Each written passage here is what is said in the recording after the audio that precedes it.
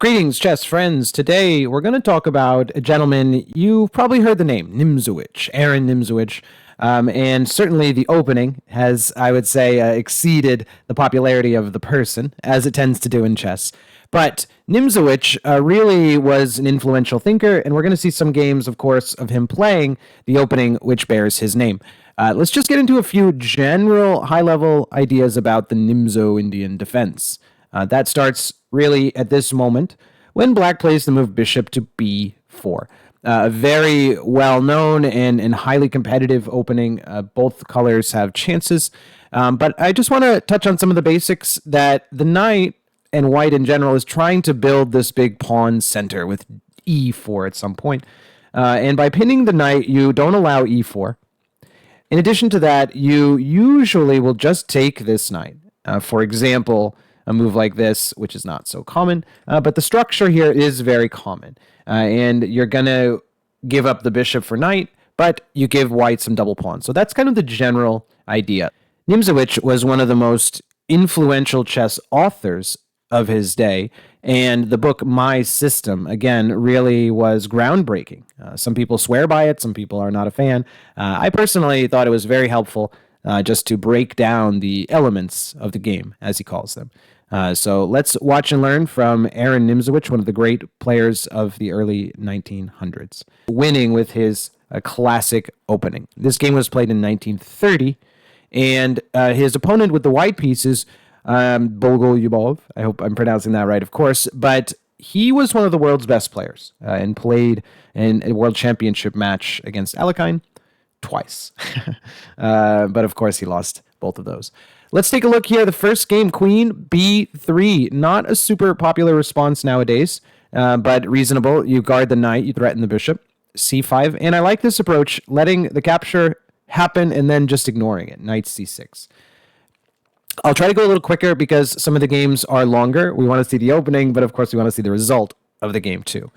But knight takes c5, and it already feels like black is doing well. Not officially the case, but it is just a nice construction here, attacking the queen. Queen has to retreat, and f5. Again, I mentioned earlier that this is a big struggle for the e4 square, hence why we can capture or pin this knight. Sometimes the bishop will end up coming out this way after b6, and that also helps to support e4. So a key battleground square is e4 in this opening. b6, there it is, and a5, and a3. What did Nimzowitsch do? He trapped his own bishop by accident, or on purpose. Well, in fact, this bishop really can't even be taken. He plays a very cool move here in a moment, but if you do recapture, the knight will be under attack. That would recoup the material, but really this rook becomes a key player in the game. But he played a cool move, a4. And in the game, here, Bogo played knight b5, but I want to show a cool variation here. If you do capture this, a complete blunder, knight takes b4, and your queen has a real problem. Every square she looks to is guarded, except b1, and that one gets mated. That's a cool checkmate with the double knights, but wow, that really would have been something amazing to see. These guys are just too good. So that's our fault. But the game went like this. Knight b5. Bishop takes. And still, despite that nice checkmate not really occurring, these knights, and actually this pawn is a key player, are just running amok on the queen side. Black is just having a ball here with the queen side. Squares weakened here, especially b3. This is the key square right now, b3. So let's see how he was able to take advantage. Bishop f3, which hits the rook, d5. Perfect play by black here. Bishop a6, an excellent counterattack. Bishop takes, and look at this strike. Pawn takes pawn, hits our queen, hits the rook. Now this pawn is just moments from queening. A very scary position. All the while, black is now up a piece. So, and white has two pawns for it. So a big mess. And we all love these games. Queen c7, not the best move. Let's point out a cool variation. Really, the best move would have been bishop takes. And check this one out. Rook takes. Rook a takes, which is shocking because the pawn can play to e7 and fork our two rooks. But these knight, bishop, and rook combo are just too active with a free move to play. He plays knight check, This did not happen in the game, by the way, but it could have. And bishop d3. That's going to recoup the queen. And even a move like captures, we just retake, and we are winning the queen back. Any type of giving the queen, we're just up a minor piece here. And black is totally winning. So pretty interesting line that would have started with bishop takes knight, but he didn't do that. So queen c7 was the real game. Bishop takes rook and bishop takes knight. We're getting the similar type of game. Anyway, this game does fizzle a little bit. Captures a rook, another queen shows up. But here we have arrived at this queen and rook versus queen and two knights endgame. White does have an extra pawn, so pawn and rook versus two knights. Typically favors the minor pieces in many cases, not always in the endgame, but with the queen and really with the king's safety. The white king is just always going to be in danger with our queen on board, and of course, one of these knights will land on b3. You can bet on that. But let's see how it goes. He plays now knight b3, of course, king b1. F takes g4, not an easy game. And actually, like I said, Bogo was one of the best players. So this was no easy task. He put up sturdy defense for a little while. Here, and queen e4, offering a trade, and that's when you know it's danger. He doesn't trade rook g1, but you can't really avoid it anymore. I just want to point out that if you had traded, this endgame is horribly lost for white. And you can tell because there's just no pass pawns. Where are the pass pawns coming from?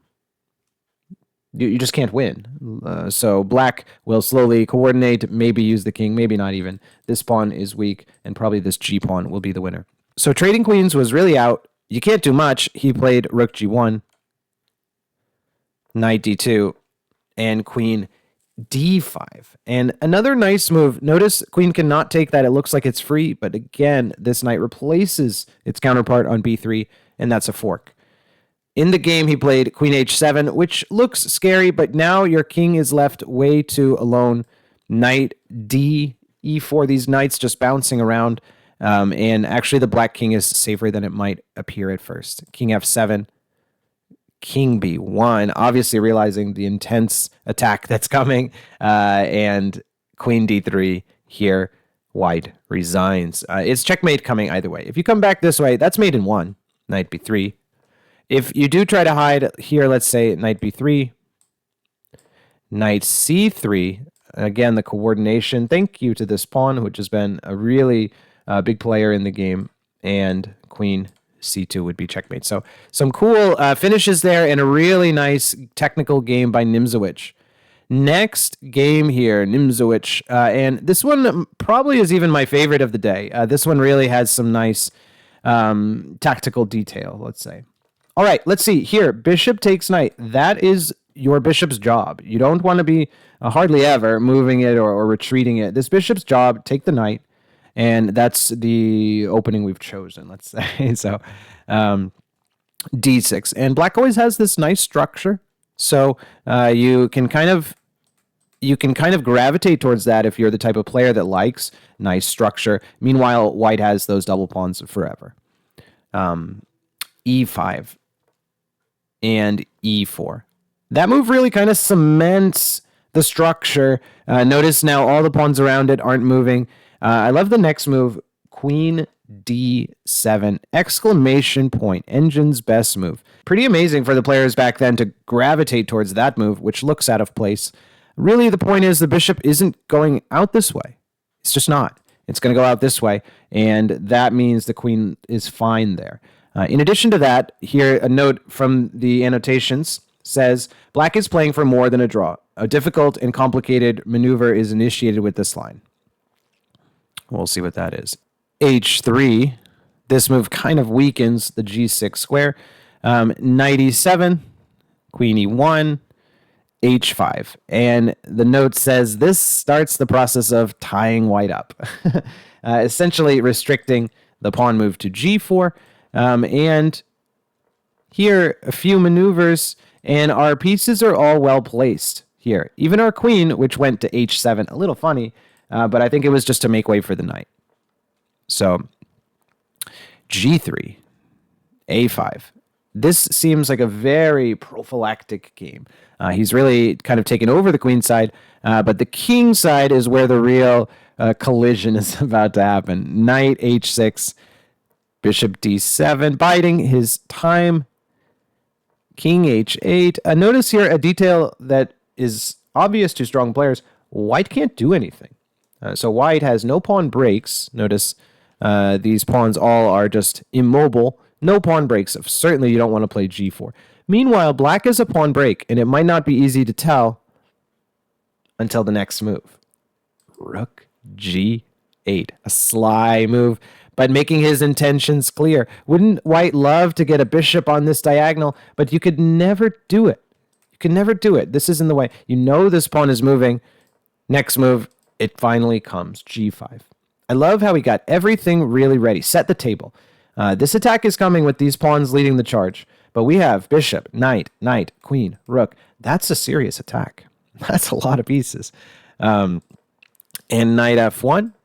Rook g7. More pieces coming. This seems to be a theme in all the videos that I do and lessons I give. Really just keep adding more pieces. If you are attacking and you have a piece that's just a bystander, get it into the game. If possible, sometimes time is of the essence, but of course, if you have the time in a closed game like this, look at all these pieces. Black is ready to strike, and it doesn't last long. G takes f4. Bishop c8. Again, a safety move here, rerouting that bishop. Evidently, he thought this pawn was more important to press on, let's say. Knight h4. A cool-looking move. Cannot be taken. Notice the two rooks will be taking the white rook. Rook e3, bishop c8, and bishop takes h3. That bishop getting a workout, going back and forth, but this is just a brilliant move. He does not take it in counter attacks, but we have to ask, always you have to ask, what if king takes it? Well, actually, this one is pretty easy. Queen jumps in with check. Obviously, king takes knight is immediately checkmated. So you have to go back. Also, g4 delays things a bit, but let's just show if you go back. This is check. Double check, and queen h3 is checkmate. And that's really it. The queen just enters with too much force. So white plays bishop takes e4, and bishop just bounces out of there, snatching a key pawn, the h3 pawn, and this is still guarded by the knight, and you still can't take because this rook is hanging. So a lot going on, but it is all in black's favor. h4, captures. Queen h3, closing in. This one's really over. Knight h4, devastating. And after rook e8, white resigned. I want to point out a funny moment. You might even think here to play rook h2. And when the pawn captures, then this other rook captures. You've pinned to the king, and you're back to winning. Unfortunately, my friend, when we capture here, that is double check. Check with the rook. And you are unable to capture this back. So, yeah, that's a funny thought that might cross your mind with a little chess blindness. But the game, like I said, ended here after rook e8. Next game coming here. Nimzowitsch, again with the black pieces, all the games today, but still he knew to capture. And he liked this setup with d6, not committing into the center just yet. Essentially, the concept at the time was that those pawns in the center will become a weakness, the so-called hypermodern chess school, of which Nimzowitsch was the teacher. He was the professor of the hypermodern school of chess. Nimzowitsch and others, Reti, thought that putting your pawns in the center was not necessary. Instead, your pieces can point at the center and be just as powerful or controlling. This is a great technical endgame, and it does remind me of my system. For those of you maybe that are rolling your eyes or just absolutely love this book, I thought this was a treasure of chess information when I was growing up. It said on the back of this book, and I believed it, and everyone kind of talked to that, 99 out of 100 chess masters have read that book. I suspect those percentages are far down nowadays. And that old statement is probably well outdated. But in my guess nowadays, maybe 5 out of every 100 chess masters have read it, or 0. It's just funny to think. Okay, we haven't even talked about the game too much. Knight e5. And this one's over. This was just a smooth white resigns. It's really over. The rook is hanging. And if you do move the rook, then this pawn also drops. And everything is protected. This is threatened. The rook is threatened. You are a pawn down and about to be two, and it's just going to keep getting worse. So really smooth, dominant positional win here. This was a positional miniature in just 24 moves. Last game for today, and here two players with openings named after them, pretty credible openings. Grunfeld, the player, versus Nimzowitsch, the player, and the opening. So queen c2, a very modern approach now. d6, bishop g5, knight bd7, a3, and you know what that bishop's going to do. Capture the knight. Here, black doesn't achieve the doubled pawns. White takes with the queen. However, that doesn't solve all the problems. Your queen has made two moves, not to mention the pawn move and the knight, which is now gone. A lot of wasted time. And what does that mean? All your pieces are still dormant. h6, b6. Again, this bishop comes out this way most often. f3, not developing again and really cluttering up the position for your pieces. Obviously, you're wanting to play e4, but it doesn't really look smooth. Bishop to b7, there's e4, and a funny moment arises here. Due to this bishop being under attack, sort of, he's pinning the pinner, we can actually play a cool move, knight takes e4.